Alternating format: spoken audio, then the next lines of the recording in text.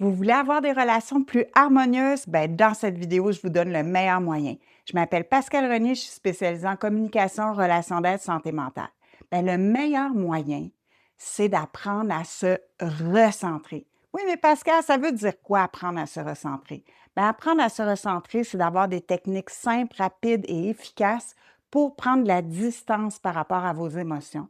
Si vous êtes dans une relation, ça devient plus tendu, plus stressant, vous êtes inconfortable, et que vous réagissez avec vos émotions par automatisme, bien, vous risquez d'être sur la défensive ou même l'attaque, et ça abîme la relation. Fait qu'évidemment, il faut pouvoir avoir de la distance pour pouvoir être plus compétent, plus créatif, avoir accès à votre plein potentiel pour répondre de façon adéquate, de la façon la plus harmonieuse possible. Donc, comment on peut se recentrer? Bien, je vous le donne en mille, la respiration. Je le sais, partez pas en courant. La respiration, des fois, les gens me disent « Ah, ça marche pas, cette affaire-là. » Bien, c'est sûr que si vous respirez juste puis les épaules lèvent, bien, ça ne fonctionne pas. Pour qu'il y ait un effet apaisant pour le corps, il faut que vous ayez une respiration profonde jusque dans le bas du ventre, puis il faut que ça soit le ventre qui gonfle.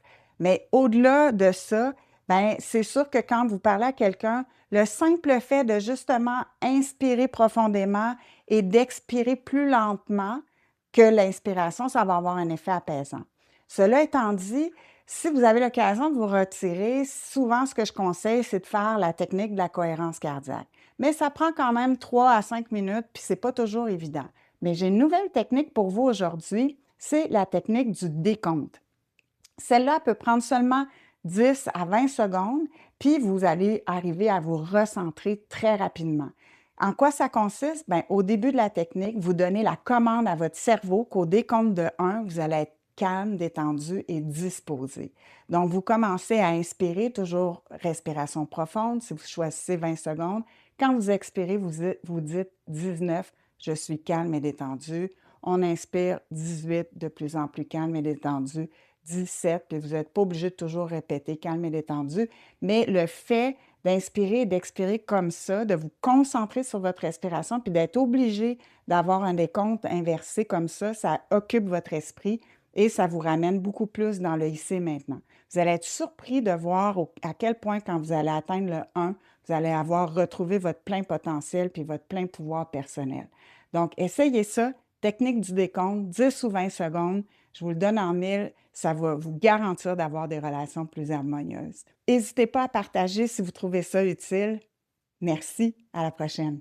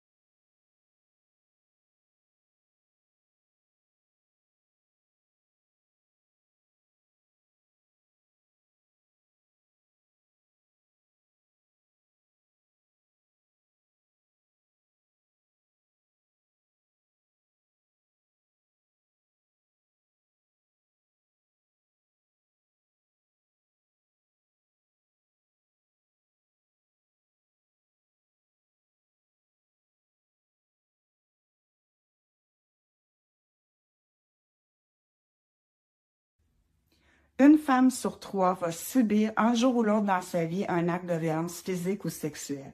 Une sur 3.